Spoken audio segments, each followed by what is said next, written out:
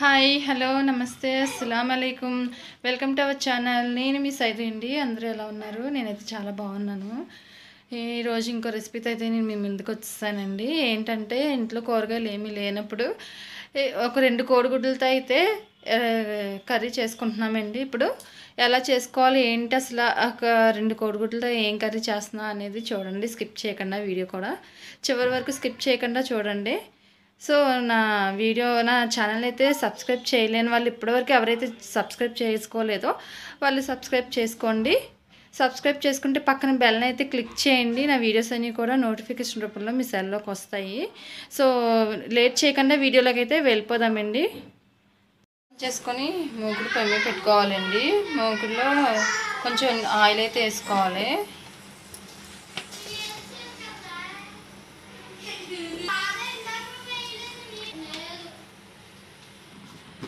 Oil heat అయిందండి. ఇప్పుడైతే జీలకర్ర, ఆవాలు, సాయమినపప్పు, మిరగాయలు ఇగోండి. ఆవాలు, జీలకర్ర, సాయమినపప్పు, ఎండుమిరపకాయలు, కరివేపాకు ఇవన్నీ కూడా బాగా వేగిపోవాలండి. బాగా వేగిపోయాక ఆనియన్స్ వేసుకోవాలి. చూసారు కదండి, బాగా వేగిపోయినాయి. ఇప్పుడైతే ఆనియన్స్ వేసుకోవాలి.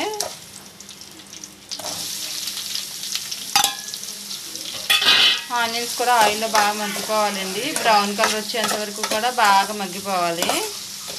సాల్ట్ వేస్తున్నారు. టేస్ట్కి సరిపడేంత సాల్ట్ వేసుకోవాలండి. మగ్గిపోవాలి బాగా.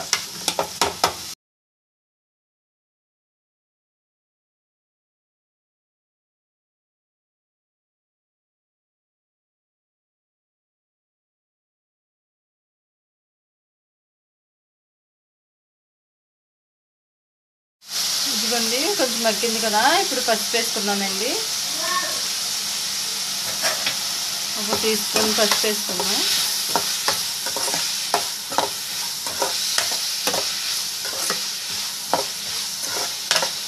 అంటే కూర ఏమి లేదు కదా, తొందరగా అయిపోద్దని ఇలాగ వేసుకుంటున్నాం.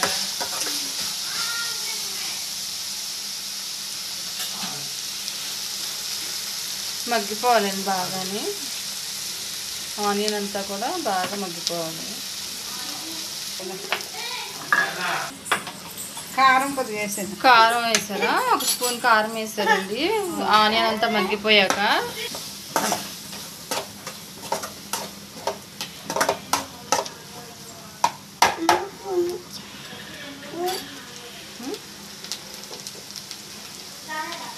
వేసుకుంటున్నాం.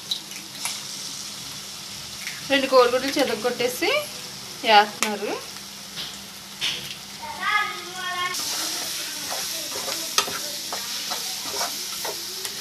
వేసుకొని కలుపుకొని మూత పెట్టేసుకున్నామండి. ఒక 5 నిమిషాలు మగ్గిపోతుంది. మగ్గిందో లేదో చూద్దామండి.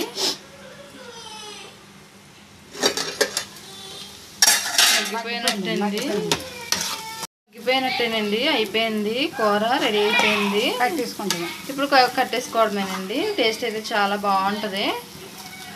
అంతే అండి, కర్రీ రెడీ అయిపోయింది. అయిపోయిందండి. ఇప్పుడైతే గిన్నెలో తీసుకున్నాము.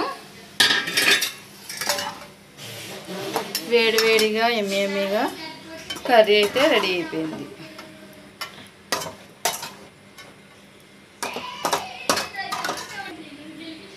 అంతే. చూసారు కదండి, 2 కోడిగుడ్లతో ఓన్లీ 5 మినిట్స్లోనే కర్రీ అయితే రెడీ చేసేసుకున్నాం మేము. సో మేమైతే ట్రై చేసాము. చాలా అంటే చాలా బాగుందండి టేస్ట్ అయితే.